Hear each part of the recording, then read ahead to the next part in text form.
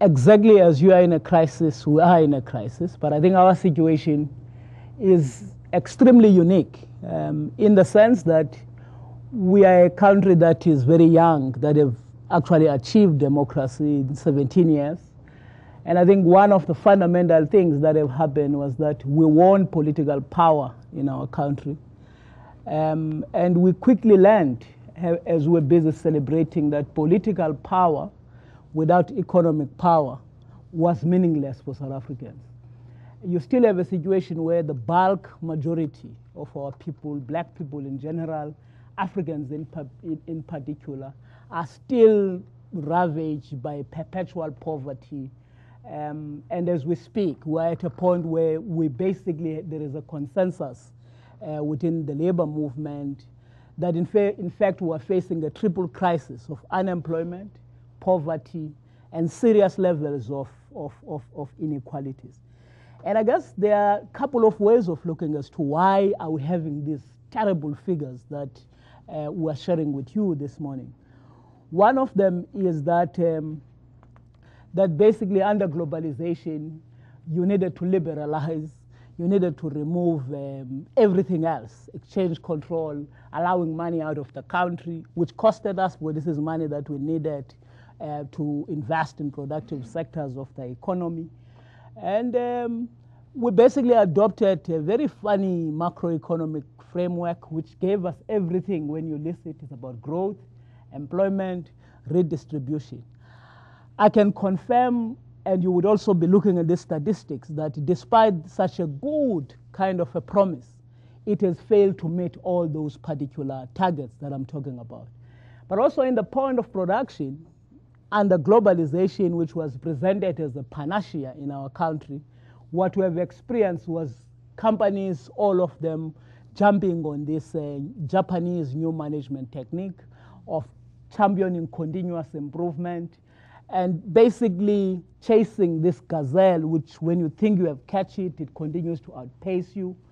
And the bottom line is that, yes, the bosses have been able to double volumes of production, but what was running parallel to that was the whole question of continuous destruction of jobs and all the things we're talking about here of outsourcing, temporary work, casualization of workers, precarious work in the form of labor brokers, companies saying, look, our focus is to look on the core business, non-cores are not the game that we want to talk about.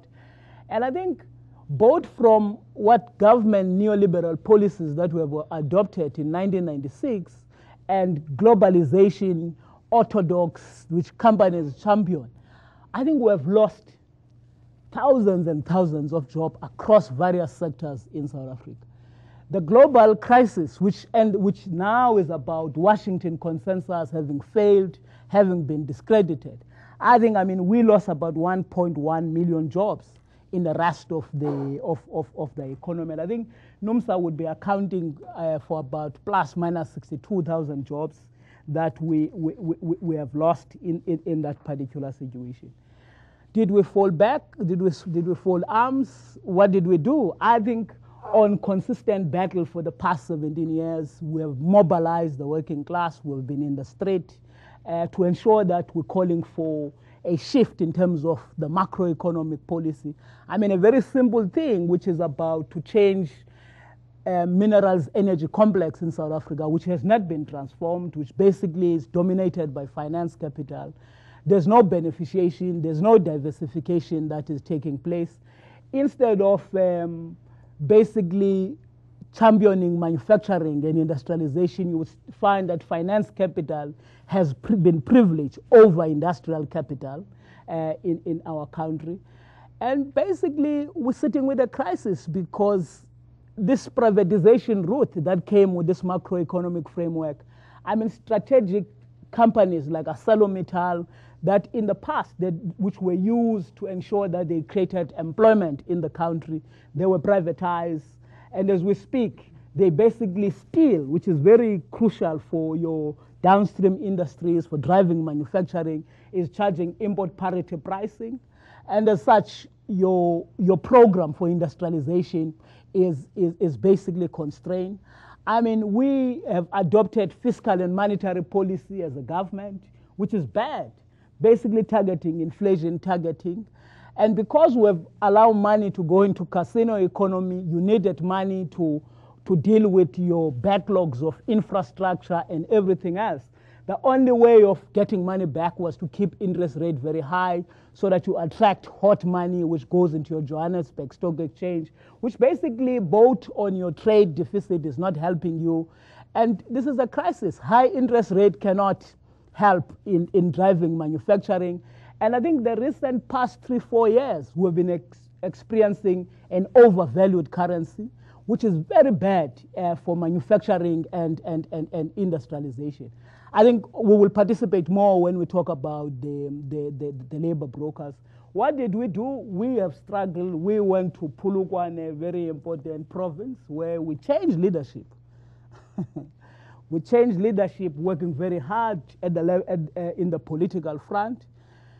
And I mean, I think one of the things that I've experienced both in the transport conference and having participated on Ford, We Must Go Away here, I think the lesson for me has been that you don't allow right-wing conservatives to occupy political power, because if you allow that to happen, you are in a perpetual crisis, because they're not dealing with the aspiration and the interests of the working class. And what do we see? Interest rates, basically the whole fiscal and monetary aggregates are left as they are. We are sitting with a crisis. When it comes to industrialization, championing manufacturing, that's the struggle which we'll talk about as to what have we done to fight back in terms of fighting precarious work, defending jobs, and basically why, for instance, are we getting into the street on the 5th of October to make sure that we exert more pressure to deal with this question of labor brokers.